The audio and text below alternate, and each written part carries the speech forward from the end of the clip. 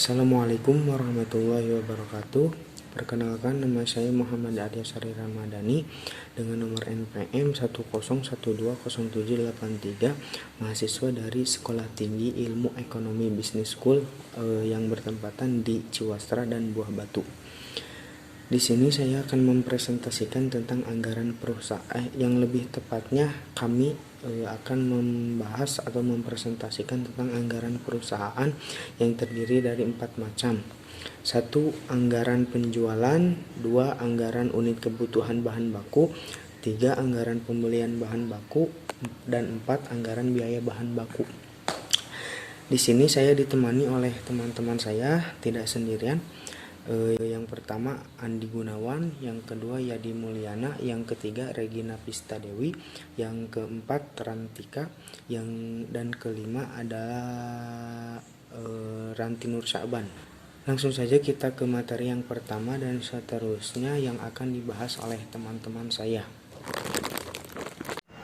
Di sini saya akan membahas budget anggaran penjualan dan juga unit bahan baku.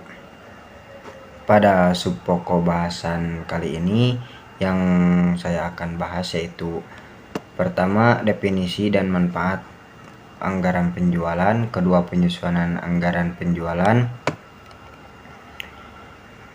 Nah, tanpa berlama-lama yuk kita mulai aja.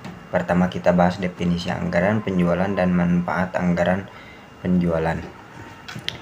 Anggaran penjualan adalah anggaran yang merencanakan penjualan secara terperinci tentang penjualan perusahaan dalam periode yang akan datang.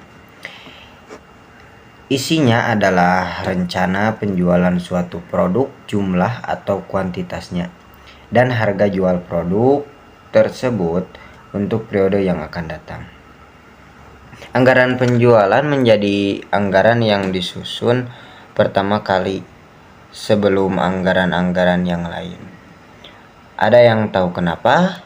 Jawabannya ada di manfaat anggaran penjualan ini. Anggaran penjualan dijadikan sebagai dasar penyusunan anggaran karena anggaran penjualan mempengaruhi penyusunan anggaran lain yang akan dibuat. Penjualan akan menghasilkan pendapatan bagi perusahaan. Kalau pendapatan besar dari biaya, maka perusahaan akan memperoleh laba.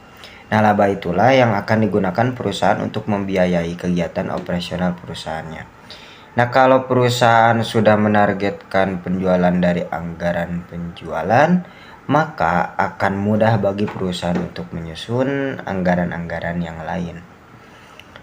Nah, karena alasan itu, anggaran penjualan menjadi ujung tombak dalam mencapai tujuan, terutama dalam menghasilkan laba. Nah, berikutnya kita bahas menyusun anggaran penjualan. Anggaran penjualan bisa dibuat untuk 1 bulan, 1 triwulan, 1 semester, dan 1 tahun.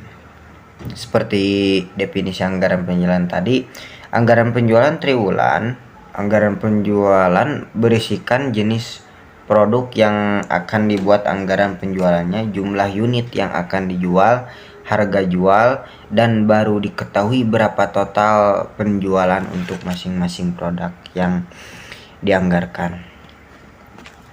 Nah, ini adalah contoh format anggaran penjualan bulanan, sedangkan ini contoh format anggaran penjualan untuk 1 triwulan. Kedua format ini tidak baku. Anda juga bisa memposisikan jenis-jenis produknya menjadi judul baris dan nama bulannya menjadi judul kolom. Daripada bingung, kita bahas soal aja. Ini adalah soalnya. Nah, yang diperintahkan soal ini adalah membuat anggaran penjualan untuk bulan Januari 2020. Langkah pertama, kita buat tabel terlebih dahulu seperti yang ada di layar ini. Kemudian kita hitung pertumbuhan penjualan dan jumlah unit yang dijual masing-masing produk. Di soal dikatakan bahwa untuk tas kecil pertumbuhan penjualannya adalah 20%, tas sedang 15%, dan tas besar 10%. Maka untuk pertumbuhan penjualan masing-masing produk adalah dengan menjumlahkan besar pertumbuhan yang diinginkan dengan 100%. Sehingga diperoleh untuk tas kecil pertumbuhannya 120%, tas sedang 115%, dan tas besar 110%. Setelah itu kita tinggal mengalihkan saja dengan jumlah unit yang terjual di bulan Desember 2019. Untuk tas kecil 120% kali 10.000, untuk tas sedang 115% kali 8.000, dan untuk tas besar 110% kali 6.000, sehingga diperoleh hasil untuk masing-masing produk sebesar 12.000, 9.200, dan 6.600. Nah, berikutnya kita hitung total masing-masing produk. Untuk tas kecil yang harganya 100, maka total penjualannya 1.200.000. Untuk tas sedang yang harganya 150, maka total penjualannya 1.380.000. Dan untuk tas besar yang harganya 200, maka total jumlah penjualannya 1.320.000. Nah, saatnya kita susun anggaran penjualannya. Tinggal masukin aja angka yang tadi ke dalam tabel dan jumlahkan semua total penjumlahannya sehingga diketahui total penjualan untuk keseluruhan produk yang dianggarkan untuk bulan Januari adalah 3.900.000. Nah, gimana? Gampang kan? Memperkirakan jumlah kebutuhan bahan baku. Jumlah bahan baku yang akan dibutuhkan untuk keperluan proses produksi di masa yang akan datang ialah harus merinci jenis barang yang dihasilkan, jenis bahan baku yang digunakan, bagian-bagian yang dilalui dalam proses produksi, standar penggunaan bahan baku, waktu penggunaan bahan baku. Standar penggunaan bahan adalah bilangan yang menunjukkan berapa satuan bahan baku yang diperlukan untuk menghasilkan satu satuan barang jadi. Contoh, standar penggunaan sama dengan 2 untuk barang jadi A dan bahan baku X. Ialah untuk menghasilkan unit barang A diperlukan 2 unit barang X. Memperkirakan jumlah pembelian kebutuhan bahan baku yang diperlukan adalah sebagai perencanaan jumlah bahan baku yang harus dibeli pada masa yang akan datang, ialah harus merinci jenis bahan baku yang digunakan dalam proses produksi, jumlah yang harus dibeli, dan harga unit bahan baku. Dalam penyusunan pembelian bahan baku, hal penting lainnya yang harus dipertimbangkan adalah pembelian yang paling ekonomis atau economical order quantity, di mana menghitungnya biasanya dipertimbangkan 2 jenis biaya yang bersifat variabel, yaitu pertama, biaya pemesanan. Biaya dikeluarkan sehubungan dengan kegiatan pemesanan bahan baku. Contohnya seperti biaya persiapan pemesanan, biaya administrasi, dan biaya pengiriman pemesanan. Kedua, biaya penyimpanan. Biaya yang dikeluarkan sehubungan dengan kegiatan penyimpanan bahan baku.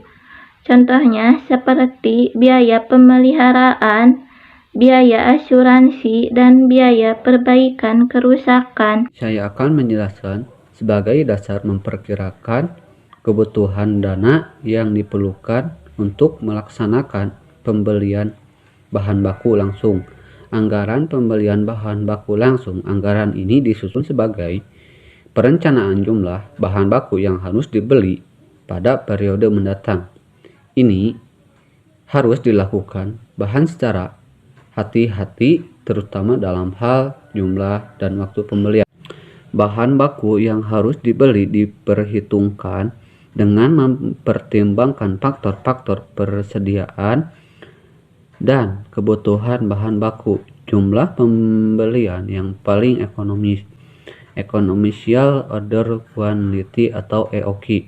EOQ merupakan jumlah barang bahan langsung yang harus dibeli setiap kali dilakukan pembelian, sehingga akan menimbulkan biaya yang paling rendah, akan tetapi tidak akan mengakibatkan kekurangan bahan baku langsung.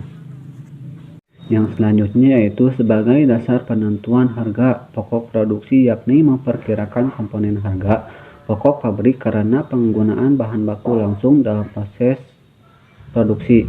Komponen harga pokok produksi jika perusahaan salah ketika menentukan. Bisa jadi perusahaan merugi karena ternyata biaya yang dikeluarkan tidak sebanding dengan pendapat yang diperoleh.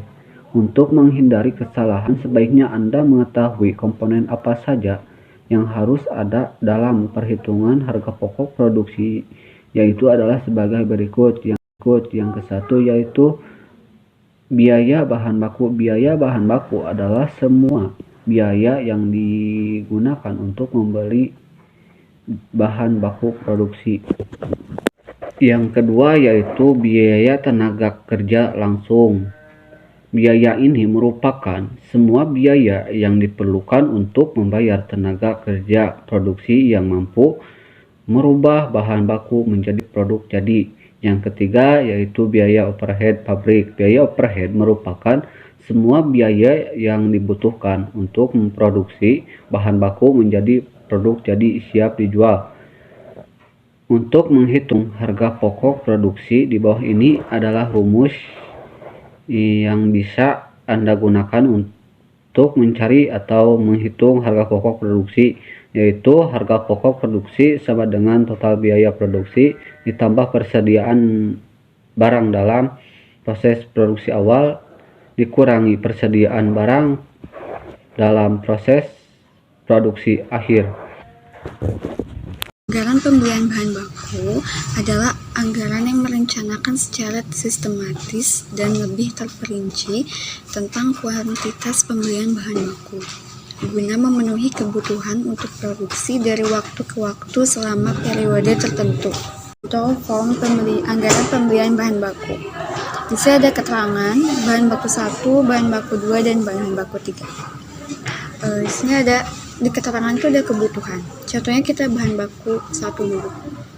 Di kebutuhannya ada 214.000, persediaan akhirnya 4.000. Lalu kita jumlahkan dan akan mendapatkan hasil 218.000. Lanjut, ada persediaan awal yaitu 7.500. Lalu kita kurangi persediaan awal dan akan mendapatkan nilai 210.500. Lalu ada